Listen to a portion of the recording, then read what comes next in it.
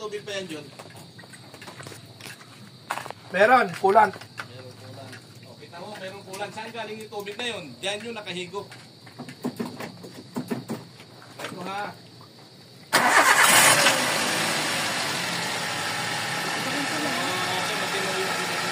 Okay, andar na. Huwag mo lang patagalin na kasi nga. Matino pa umandar, kaya ang gagawin natin dito, titignan ko kung anong tulong magagawa ko sa inyo yan.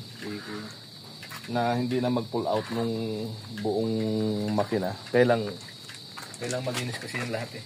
Magpa-flashing kayo na magpa-flashing yan. Mga 2 chinchol siguro. Kasi hindi pwedeng hindi maalis kaagad yung langis niyan eh. Kita mo ba yung langis mo? Oo, kita mo. Ayan, hindi naman, gatas na yan. Ay, picture nga ata. Na-dilute na yung tubig tsaka langis. Siyarong kunita na labas niyan. Tubig at langis. Nag-mix na yan. Kasi dito yan, nung nabuos tubig, pag ito nalagyan ng tubig, makakahigop talaga, sakit ng abansa yun. Yun ang problema. Kaya ito, wag niyong, uy, may tools pa na ewan yung mama. Oh. Hindi sa akin to. Kanya ba yan? Buti di na lang. Ayun nga, buti. Maano pa naman, malubak. Ganun na lang, tanggalin na natin to. Iwan nyo na talaga to. Sige, kuya. Sa... Kunin ko naman yung number ko. Oh, sige na. Opo.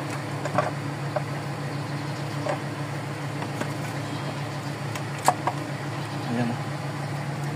Puro tubig na o. Ngayon. Ito talaga, problema nito, hindi yung nakahigop. Na-overheat to. Sigurado yan, na-overheat. Ayan, tinan mo. Picturean mo yan. So magtatanggal nitong ano? Magtatanggal talaga nito ano para mapalitan natin yung gasket niya. Ayan. Kung itulog mo. Sandali ha.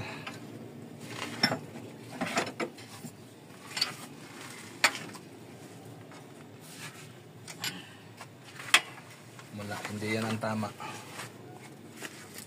Ang tama nito, ikukorek ko kasi nga ano eh. Yan, pag ito itatama mo, wala na sa timing dito oh. Wala na yan, wala na sa timing yan. Ang susundin dyan yung top dead center nya. Ayan. Ayan. Yun yung top dead center na katayo. Ito tumama. Pero itong isang to, hindi yan tumama. Hindi yan tumama. Ang isang ngipin. Oo. Oo. Hindi yan tumama. So ayusin natin yan. Ang layo ang timing eh. Tinan mo kasi ito, nakikita mo to. Ang tamang chin. Ayan ang chin niya. Dilaw, di ba? Yung may orange ba yan? Parang tanso. Yung tanso na yan, dalawa yan. Magkatapat dito yan. Ngayon, tanggalin mo to para makorek natin. Kasi kanina, hindi ko kursunada yung timing. Wala sa timing yung kanina eh. Iayos natin timing nito. Ano ba ito yung salamin doon? Salamin na ano? Teka, meron ako salamin dyan. Yung bilog. Post ka muna, baby. Titignan ko lang yung salamin. Makikita mo dyan sa baba, mayroon niyang Tuldok. yung tuldok niyan. Ito sa side na to. Nasa side.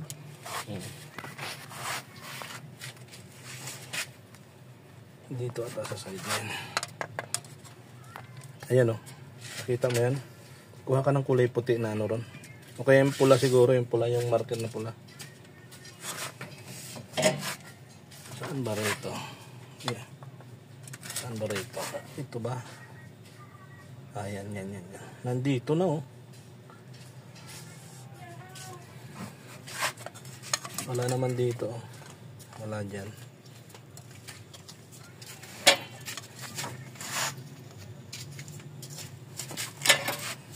Saan ba yung banda?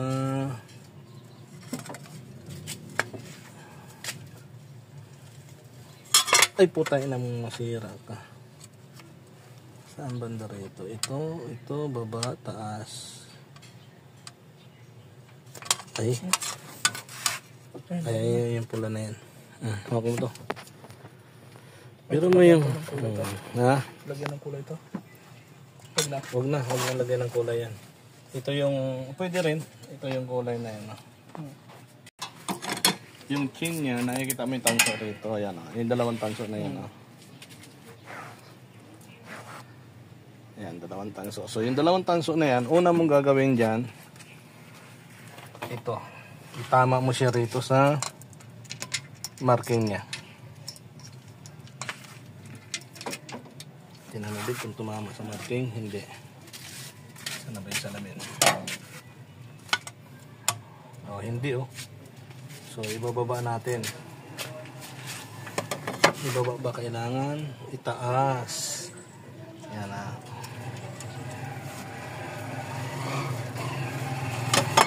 Nakabidyo ka? Opo. Oh, andun na siya sa pagitan no, nakita mo? Yan, yun yung pagitan na yan. I-ano mo, close up mo. So ayan na yung pagitan yan, di ba? Ngayon, ito naman, yung sa pump walang problema ito sa pump eh. Kahit na hindi mo na ito ita-timing yung pump.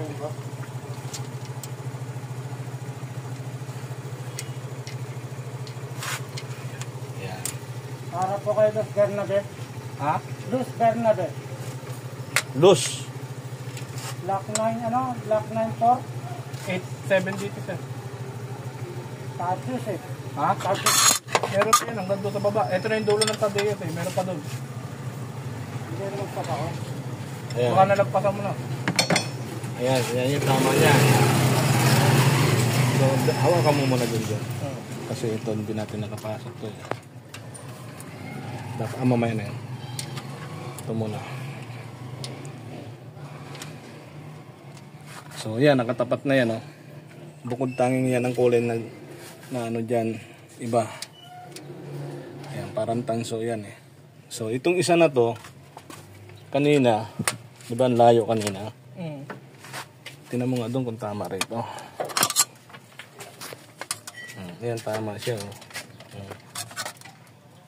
Tama yan. So, isisiting natin siya. Itaas mo rito. Sige. Sige pa. Sige pa. Sige pa. Yan. Yan. Sige pa. Ganyan. Ganyan talaga. Nakaano. Nakatapa. Pero, yan ang tamang timing yan. Nakatapat yan, nakatapat to, tapat din dito. So okay na yan, ganyan ang setting yan mamaya. Dito natin makikita to kung saan nagkaroon ng problema to eh.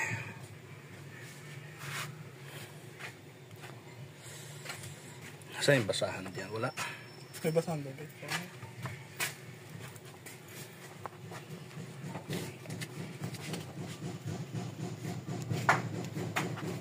Walang halong tubig yung mga ano nito, di ba?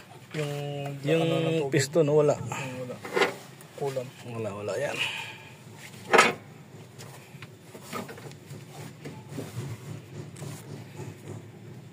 Tingnan natin kung saan galing pumasok yung tubig. Tanggal mo. Nakadikit naman yun.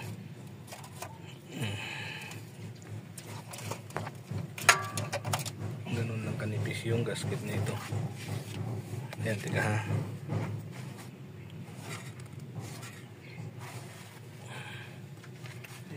Ayan o. Ha? Tika.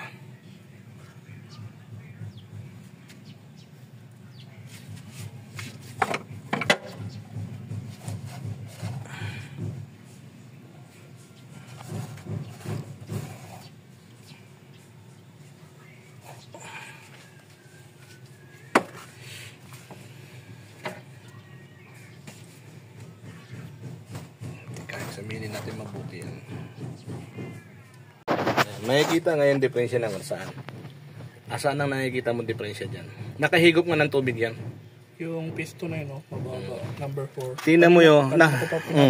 Naka-top dead na siya. Yan ang top dead niya. Oh. Yan yung top dead niya. Ayan, pantay. Yan. Tingnan mo halos pantay ito. Pero yung isa na yun, Baba. lubog na lubog. Balaktot yung... So nagkaroon ng problema, lubog yan. Kaysa dito sa number 1, nakikita mo yung clearance dito. Yung Ayan. pinapansin doon. So tuluyan talagang ibaba itong makinan to. Kaya ba natin dukutin? Kung dukutin na lang. Ang mahirap kasi dyan yung pag-angat-angat pag magdukot eh. Ibaba na lang. Hindi, tika muna. Kaya naman mas ano ang dukot eh. Mas hindi na gaano kahirap. Kaysa ibaba natin. Control lang naman yung ano yun. Diba? Hindi, i-correct lang natin. Pero kung gusto nang mangyari, ipa-refresh na yung makina, pull out to. Kasi yan yung mangyayari dyan. Oh. Tinan mo. Yung clearance nito, yan yung top dead center niya. Yung lubog ng piston dyan, kung may caliper tayo, makukuha natin to eh. Masusukat natin. Yan. Kung ihahambing mo doon sa number 4, napakalalim. Yan. Kuhanin mo nga yung ano, yung bar na caliper natin. Yan o. Mababa yung isang piston dyan, kung ihambing mo dito sa number 1. Ito yung number 4. So ito talaga, napasukan ng tubig talaga to. Nakahigop talaga ng tubig yan. Yan. Dapat pare-parehas siyang pantay. Hindi dapat lubog yung isa dyan. Lubog na lubog to. So kuha ka ng ano doon. Nasaan yung pulley nito? Diyon. Andito sa loob. Tanggalin mo nga at paikutin nga natin. Tanggalin mo. Tuka ka ng caliper, ano rito, cutter blade. Sukatin mo yung dulo ron. Yun. Sukatin mo yung dulo ron. Dapat malinis pero ang laki ng clearance doon eh. Yan. Yan. Sige. Tingnan mo muna yung clearance dyan. Kung ilang mm yung nalubog. 3. Nasa 3 ka na. Sukatin mo ngayon yung number 1. Ibaba mo, sukatin mo.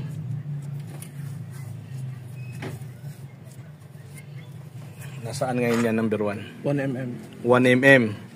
So, 2 mm ang nawala doon. Bumaba ito. So, ibig sabihin, pag bumaba yan, naapektuhan yung connecting rod na ito. Maaaring nabaluktutan ng kaunti yan. 2 mm lang. Ang dapat is ganito. 1 mm lang to. 1 mm lang. 1 point ano.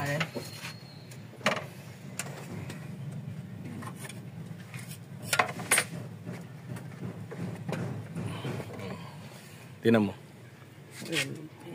Ano yan? 1? Lagpas ng unti sa 1. Oh, yung point. Tingnan mo yung point. 1 point something yan. 0.5. Eh, tinuro ko sa'yo kung saan tumapat yung... Hindi yung kabila. Hindi. Yung may number dyan kung saan nakatapat doon sa guhit. Ay, ito 1.1. 1.1. Yung 1, kailangan tapat na tapat. So, 1.1 yan. Yan yung tama niya. Pero, na-offset itong number 4 ng 2 mm. Ang lalim niya, no? So, ikutin natin. Akin na yung pulley. Paano mo yung pulley? Kabit mo yung pulley. Op. Yung ano lang, tamang-tama lang maka-ikot. Pwede na? Ayan, naikot. Ikutin mo ngayon, itap yung dalawang ano, 2 and 3. Pero wala siyang ano, sige. Oh. Tingnan mo ngayon yung 1 and 3 na yan, 2 and 3 na yan. Halos pares-parehas yan. Oh, lubog ito na yun. Lubog yung tres din eh. Lubog yung tres, pero yung 2.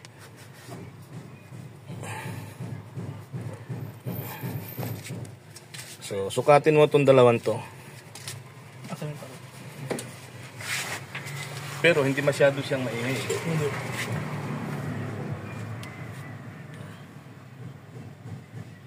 Dapat nalinis yan, pero pwede na yan.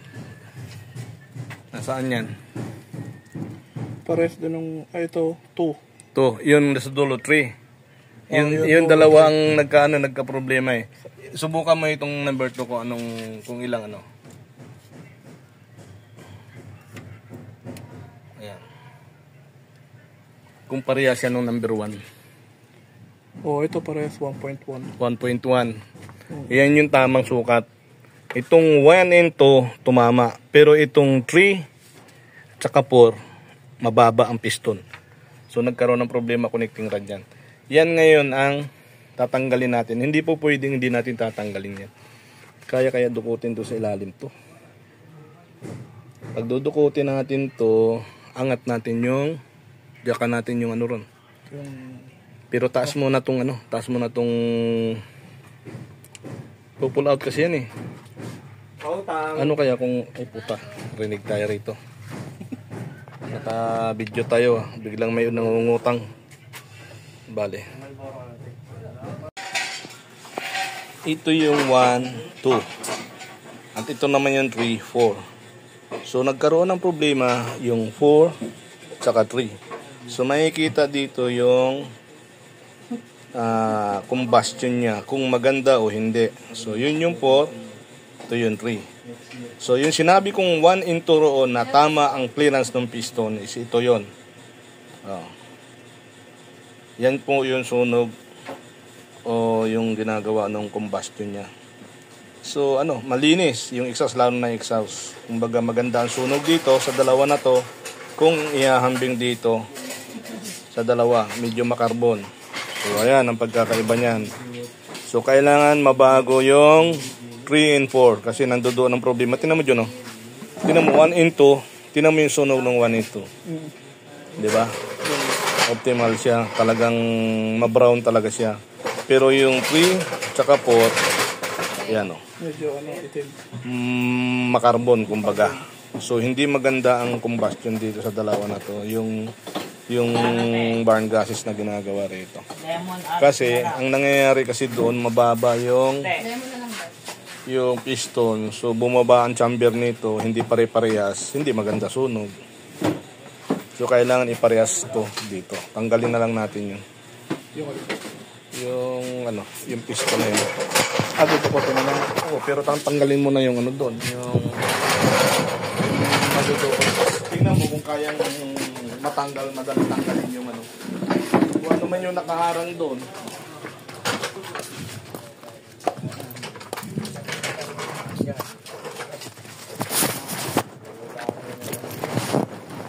Tapya. Matanggal mo kay Big to. Yo. Ako na. Tanggal yan. Kaya naman ako, kailangan itaas talaga dun. Jaja ka na lang doon sa ano. Oo, tanggalin mo yung disip. Yung sa support lang na. Ano yung kahoy din mo yung kahoy po. Tapos yung jack natin na ano. Dipihit. Kaya naman ata. Kaya pero kailangan itaas yan. Malamang ano ba ito? Magtatanggal pa ng kable nito, hindi na. Bakit? Kasama sa bilhousing? Hindi. Hindi pa aarang. Yung kasama lang dyan. Yung bababa yung oil pan. Oo. Yun doon sa banda ron, ano bang kasama doon? Kasama ba yung ano, yung dyan sa oil pan yung ano? Yung kable?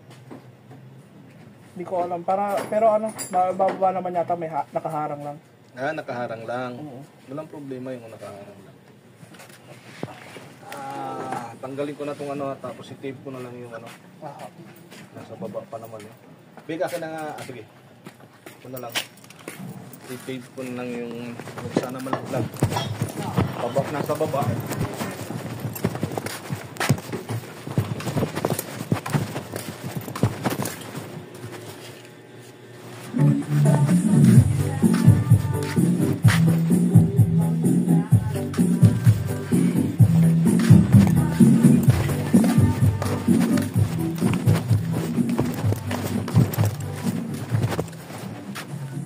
Yung 17 dito bitong tatanggalin ha. Support. Yung 17 na yan. 17 ba yan? 19. 17 ito bitong. Tatanggalin niya. Ayun, kung alin yung ayun isa. Madali ba tanggalin yun? Yung isa dito, tanggalin mo yan. Tapos itong kabila, sa 14 yan. Yung paki na lang yan. Nakanat naman din yan. Tapos, paano mo yung kahoy yung jack? Doon sa transmission, ituro mo kung saan itataas. Para may taas yan.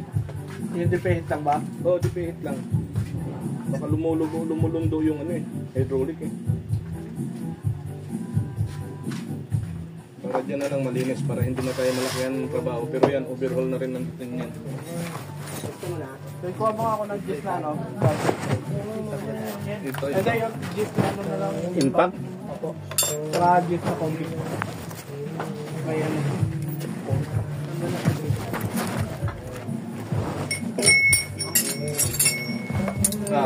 Doon na lang nakatawag siguro.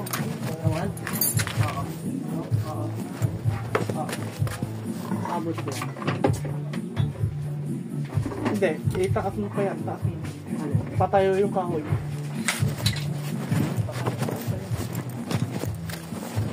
Kung papapag na patayo. Kailangan lang huwag matumba. Kung masyadong mataas yan yung bakal dito,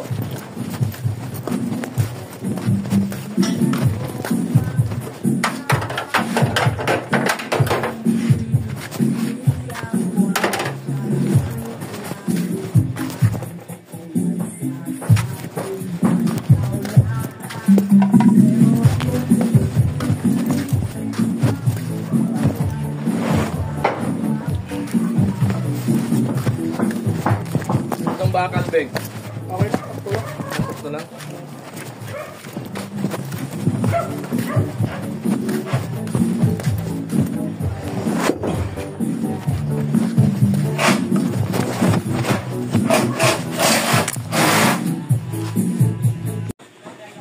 So ito yung head ng Avanza.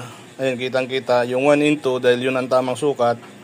Maganda yung sunog nung barbola nito, yung exhaust nito. Pero yung 3 and 4, ayan, makarbon. So yan ang pagkakaiba dyan. So kailangan i-correct natin yung piston na yun. Dahil yung connecting rod nun maaring bumaloktot.